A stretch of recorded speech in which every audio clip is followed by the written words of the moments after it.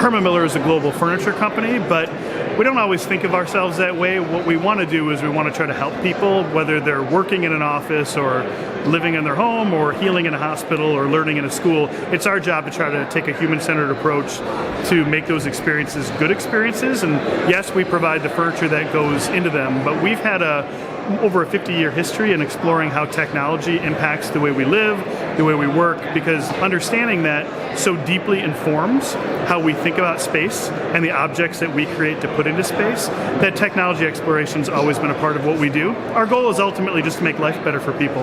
Well, we should recognize just how drastically corporate office space is being reconsidered.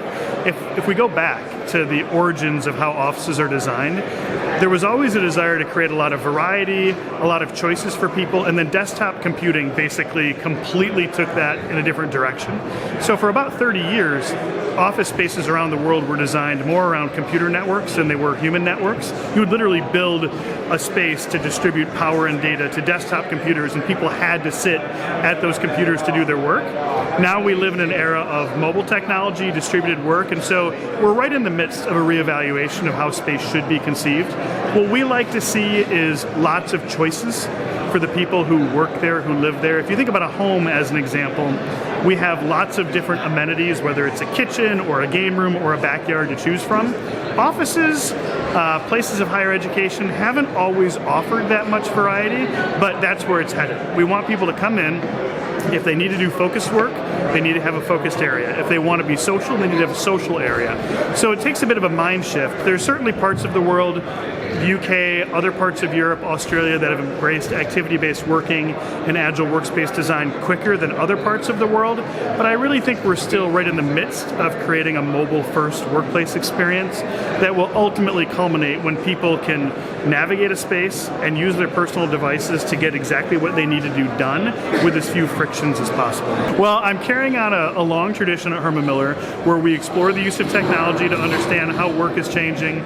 We look at how the work environment needs to be changed. So there's a research and exploration side, but I also work on technology-enabled services and products for our customers. So as an example, we offer a sensor product that provides really good space optimization data. We have partnerships with a variety of technology companies that we think do really positive, important things in the environment. And our role is to try to figure out how to integrate those technologies in the space in a way that's user-centered. The other part of my job is just helping our company with a broader process of digital transformation. Digital transformation is really where technologists and non-technologists look at all different parts of the business to try to figure out how to be better. And it involves some culture change, it involves a change in business model, but basically there's a group of us that are trying to make sure that we do a better job of serving our customers every day by applying new technologies. And sometimes that's behind the scenes, other times it's actually in a technology product or service, and my role kind of encompasses a variety of those aspects. Most of our customers are asking much bigger questions, which is good, than they did years ago, around what exactly is the primary purpose of an office when people can work anywhere? How do you ensure that offices are as future-proofed as possible in terms of being informed by the use of new technologies? Some of them are trying to understand how their actual property and buildings can become smarter and more advanced. We sell furniture, but we take a very consultative process. So we have people that are engaging with our customers on a daily basis to try to help work through these complexities. And we sell them stuff, but we also just want to be a really great partner to be able to help them answer difficult questions. So years ago, we started to notice that the use patterns in offices were shifting significantly, and we knew that there was a lack of data indicating how spaces were used. So we commercialized a product called the Live platform, which basically provides real-time data around what is or isn't used. And use data in and of itself is helpful, but when you begin to correlate it a little bit with the types of work you're trying to support, the different departments and how they're using the space, it can provide very very helpful insights either to help support work better or simply to optimize the use of real estate. Now that work is mobile and more distributed, utilization of spaces is generally less because people are elsewhere.